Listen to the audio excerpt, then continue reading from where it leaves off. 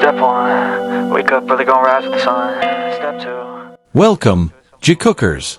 Purple Heart. Today we are back to discussing the sweet moments of Jungkook and Jimin. Have you ever felt like a truly simple moment suddenly looks big just because of the way others perceive it?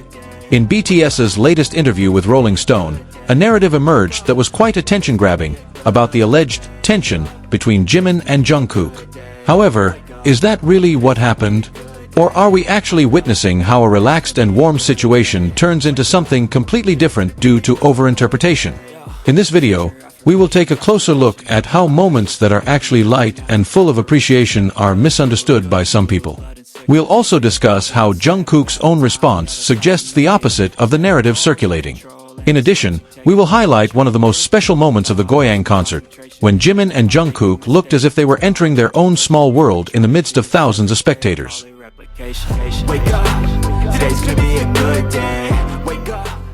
A simple interaction, but it feels very profound. So make sure you watch to the end, because often the smallest details hold the greatest meaning. However, if we look deeper, there is one thing that is often missed when people discuss moments like this: the way we as spectators sometimes unconsciously participate in shaping narratives that actually never really existed. We're used to looking for the story behind every interaction.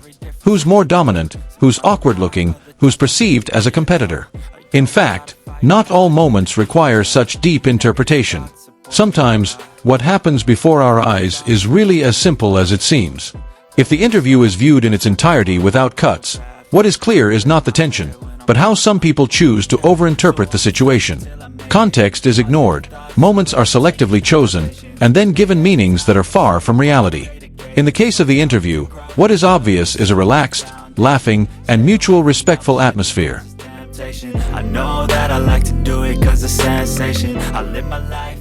There is no body language that indicates tension. There is no tone of speech that hints at competition. What exists is comfort that can only arise from a long-established relationship. Likewise with the moment at the Goyang concert. Many people may see it at first glance as a casual interaction on stage. But for those who pay attention to the details, there is a warmth that feels different. Not because of something made up, but because of a naturalness that is difficult to engineer. One of the most talked about examples is the claim that Jimin seemed to attack Jungkook regarding his high vocal range.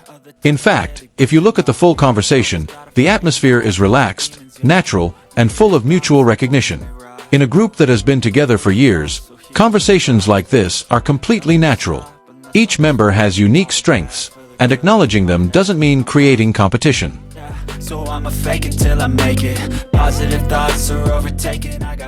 Interestingly, Jungkook actually showed a response that was completely the opposite of the narrative. He didn't look uncomfortable or offended.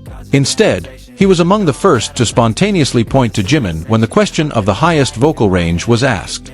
Without hesitation, he acknowledged Jimin's superiority in that field. This moment was even reinforced by Jin's comment, who added that Jimin's vocal quality contributed greatly to their work. Jimin and Jungkook didn't do anything overkill. They don't try to create moments. But that's precisely why the moment felt so sincere. The way they stood close together, the way they looked at each other, the way that little smile appeared unconsciously.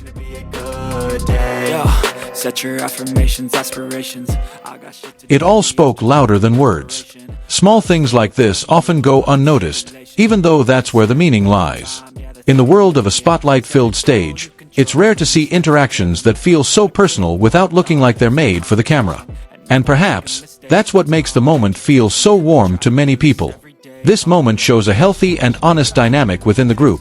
No awkwardness, no jealousy, just genuine mutual respect. The notion that Jungkook feels threatened clearly has no solid basis. The atmosphere of the interview then became lighter when the discussion turned to the song 7, especially the explicit version. When the interviewer asked if Jungkook felt embarrassed if the public heard about it, Jimin casually replied first that he was sure Jungkook wasn't embarrassed at all.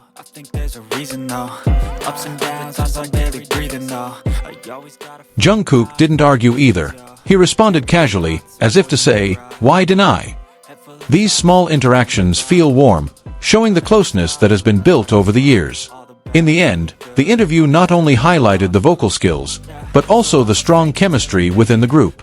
The way Jungkook responds to Jimin is not as a rival, but as someone he respects. This serves as a reminder that not all interactions need to be framed as competitions.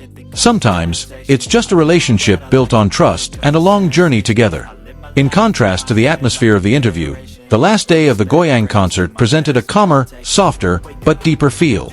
Amidst the roar of the audience, the stage lights, and the energy of thousands of people, Jimin and Jungkook seemed to step into their own small space for a moment.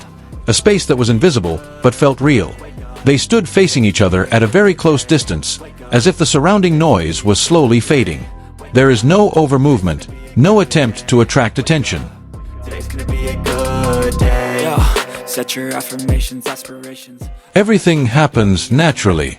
But behind that simplicity, there is an intimacy that doesn't need to be explained in words. A warm smile appeared on their faces, carrying a meaning that perhaps only the two of them understood. Their eye contact is not just staring, but actually looking at each other.